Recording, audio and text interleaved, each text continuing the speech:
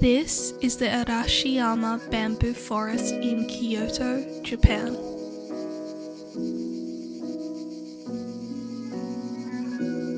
I've heard a lot of mixed things online about the bamboo forest or the bamboo grove and about Arashiyama and Kyoto in general.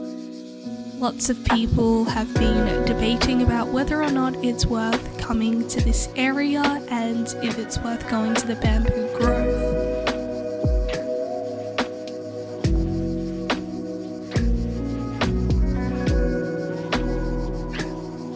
I think that if you genuinely dislike going to the bamboo forest and dislike this area, then maybe nature just isn't for you and you'd be better off going to Tokyo and being in the city.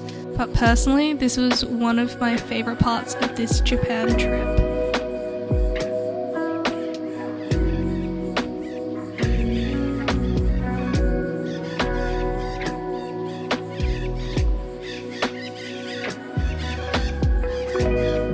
As someone who comes from Australia, where most of our nature is basically just bushland, it was really nice to see an area like this.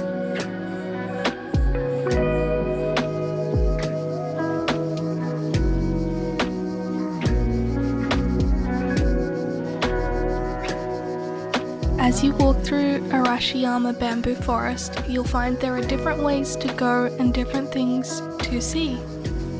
We've decided to take this path where we saw these huge lotus flowers, I believe they are, and leaves or something similar to that. I'm so sorry if I've just misnamed the plants, but this whole area was really amazing and there was just so much of it. I hadn't seen anything quite like this, and it was really interesting to have a look at. All the flowers were really beautiful, and what's not captured on screen here is there was a large bird that I've never seen before. We could hear it making noise, which unfortunately I wasn't filming while it was making this noise. But some lovely photographers let us look through their lens to see the bird, and it was really amazing. There were a fair few photographers that were just out here taking photos of different birds and flowers and all kinds of nature, which I thought was really, really nice. And they were all really sweet, letting us have a look at what they were photographing.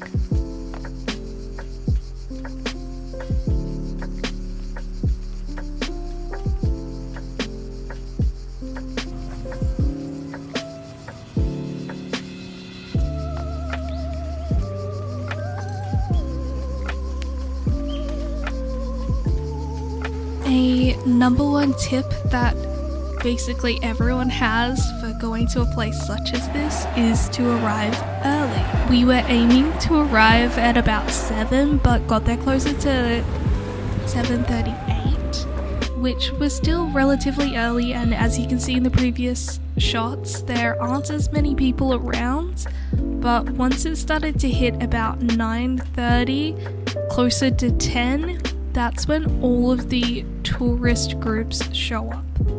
And there were a lot of people. When people say to come early, I didn't realize that it was because the tourist groups are literally scheduled to arrive at 10 a.m. So definitely get there at least 2 hours before that. So I would say around 8 a.m. at the latest, if you don't want too many people around while you're exploring and taking photos.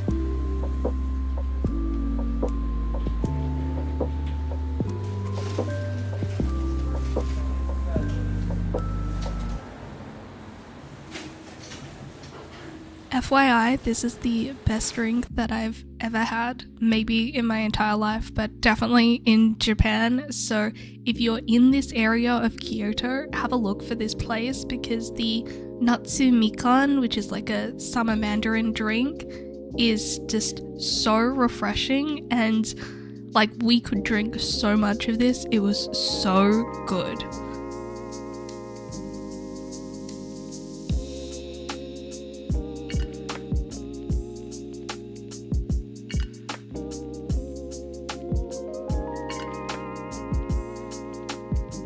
knowing that we were going to Arashiyama today, I really wanted to go to the Miffy kitchen that's here. They're so cute. And it's a lot bigger than the second location in Kyoto, which I've been to previously. And at this one you can buy Miffy chopsticks to get engraved. There's like a little cafe, and it's just a lot bigger than the other location.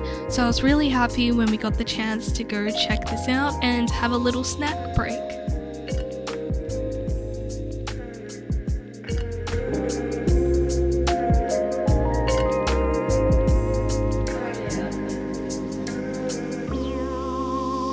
Honestly, there's so much you can do here. There's also the monkey park. There's lots of places around where the Miffy cafe is to go and explore.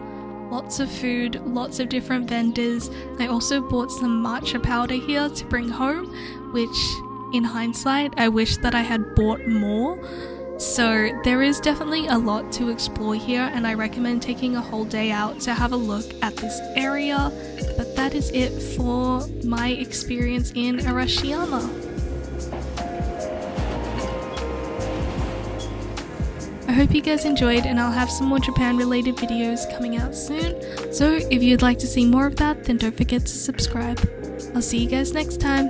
Bye!